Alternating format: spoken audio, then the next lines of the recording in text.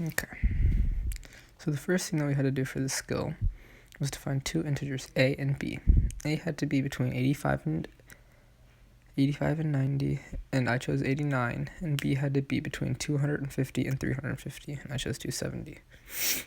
So the first thing that we can look at is, and then we were told that the 89 is the miles per hour that the ball left the bat, so that would be an mph, and then b is the distance in feet that the ball landed away. So that ends up being 270 feet. The first thing that we can look at are the base functions of this problem. They are x equals v of 0, the initial velocity, which is v of 0, times cosine theta times t. And then negative 16t squared plus initial velocity sine squared theta plus h. That should be h of 0. H of 0, which is just initial height.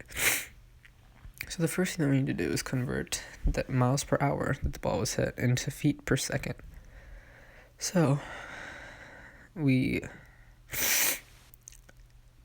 need to do this. We need to divide by 60 minutes, and then by 60 seconds per minute, and then multiply by 55,280 feet per mile. So we get 129 feet per second. So our initial velocity is 129 feet per second. And then we can plug that into our x equation to get, to isolate t. So we can get 270 equals 129 cosine theta times t. And then just divide by 129 cos theta to get t. That's what we get. Then we can reuse this equation and plug it back into this equation. Or you can use this t and plug it back into the y equation. So we get 0 equals negative 16, 270 over cosine theta times 129 squared plus 129 sine theta, because that's what is up here. And then replace the t again with 270 over 129 cos theta plus 3, which is the initial height. We found that out from the problem itself. It told us that the bat hit the ball 3 feet above the air.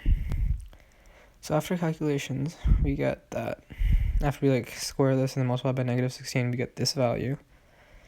And then we get this value over here when we get rid of the 129s.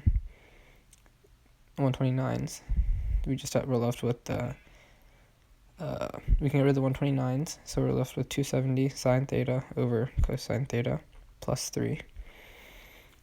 So the first thing we do is divide this, and we get negative 70 approximately, and then we know that, and then we can look at this, and then we know that 1 over cosine is just secant squared theta.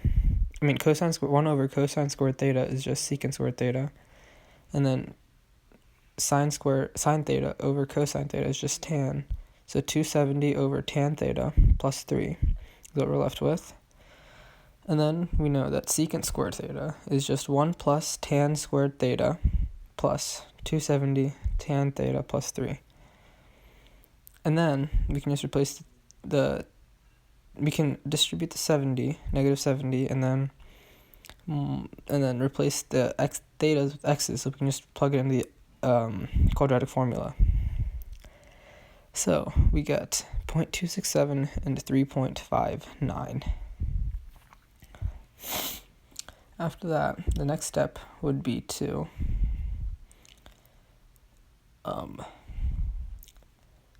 convert this back into theta, which is just done by inverse tan of x. And so we get 14.95 and 74.4.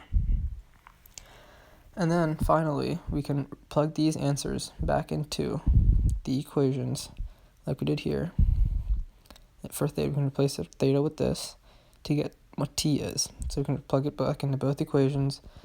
We get the same answer, 2.17 for the 14.95, and then 7.78 for the 74.4 degrees. This makes sense because the ball could either go really high or it could be more of a line drive, and it could go through So it could be either one of those two times.